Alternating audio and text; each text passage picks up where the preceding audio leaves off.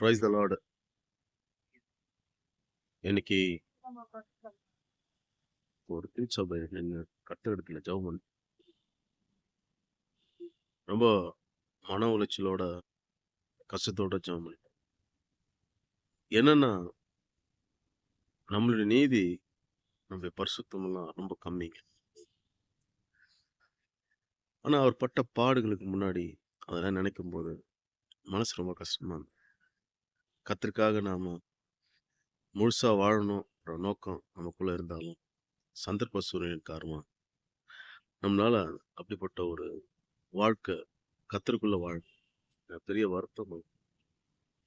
வேதம் சொல்லும் பரிசுத்தமானது அநியாயம் செய்யறட்டும், நீதி செய்யறட்டும், அவங்களுடைய பலன் என்னோட கூட வருதுன்னு சொல்றாரு. ஒன்னே ஒண்ணு மட்டும் நம்ம பண்ணணும், அப்பா கிட்ட சரண்டர். ஆண்டவரே, இந்த உலகத்துல வாழ்ற வரைக்கும் எத்தனை நாளைக்கு எனக்கு சரீரத்துல பலன் இருக்குன்னு எனக்கு தெரியாது.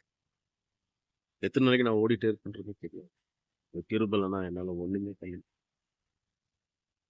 அந்த நம்பிக்கையில் தான் நாம ஒவ்வொரு நாளும் கடந்துட்டோம். கர்த்தர் கிருபை நம்புறோம்.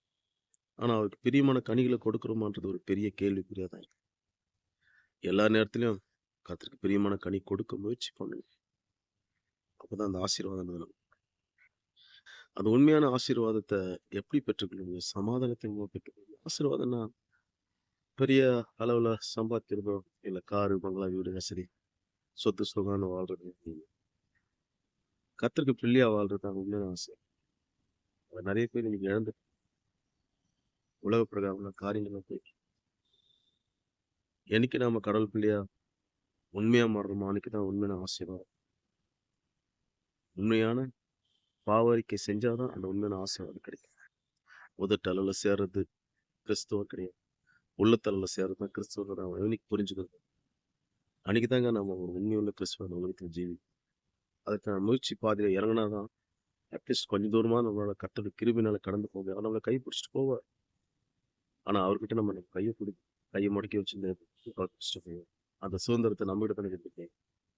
அதனால கர்த்தர் பிள்ளைங்க யாரும் இந்த ஒரு காரியத்தை செய்ய உண்மையா ஒரு இருதயத்தை ஆசீர்வாதத்துக்கு சமாதானம். தேங்க்யூ.